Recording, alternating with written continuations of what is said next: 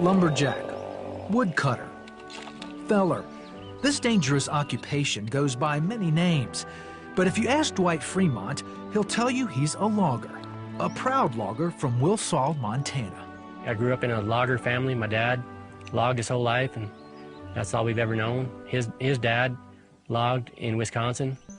Dwight has had more than his share of injuries, but what happened one summer day in 2001 nearly cost him his life. Around 9 o'clock in the morning, Dwight started his skidder and began hauling his load to the landing at the top of the hill.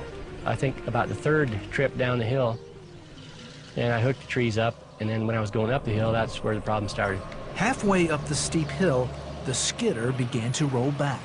When I put the brakes on to hold it there, the brake linkage broke, and so the skidder began to just freewheel backwards off the hill as fast as it could go. And so just in a split instant, I decided just to bail off. When I jumped off, the machine was already bouncing and crashing down the hill, and when I went to jump off, my feet apparently slipped, and I went right into the front wheel. The 14-ton skidder crushed Dwight, then continued its roll down the hill. I sat up, and when I tried to sit up, I could feel, internally I could feel a lot of things moving around, and so I knew I was internally hurt real bad. Dwight's dad, Dwayne, was working nearby. He ran to the top of the landing to check on his son.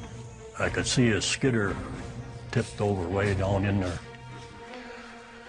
Lord, please don't let him be under there. He knew that something bad had happened, and I said, I know I need a helicopter. I knew I was all broken up inside.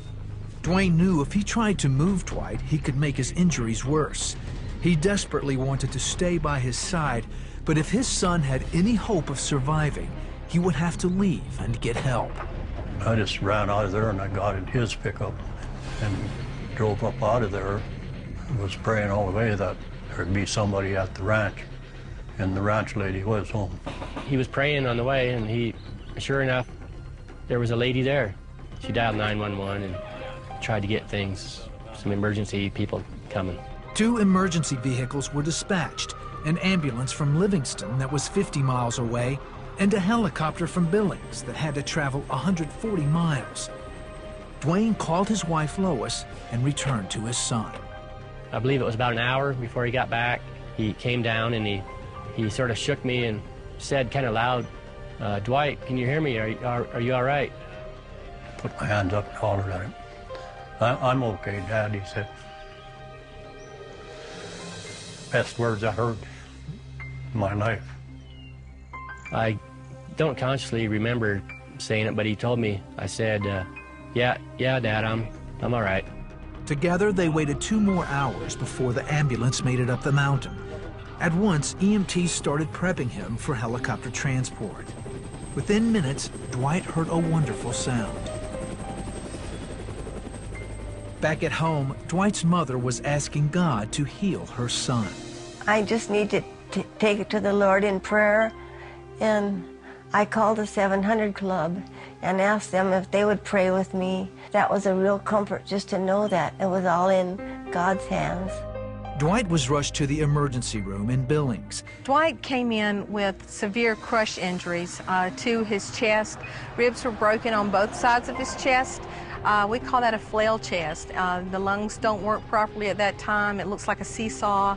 And he also had bleeding, severe abdominal bleeding. Most people who have the injuries that Dwight had never make it to the hospital alive. People started praying right away, and they would call friends in other churches in other states, and people were praying for Dwight all over the country. Dwight spent 21 days in ICU, and every day someone stayed with him and prayed over him. That was a huge boost to my spirit and helped, I believe, in my healing. 12 surgeries, and 7 weeks later, Dwight went home. Dwight is a miracle because not only did he live, but he lived to fully recover and live a normal life. We just saw God's hand working. Because we still have our son today is because of the power of prayer. I wouldn't hesitate at all to say it. I believe it's just 100% a miracle.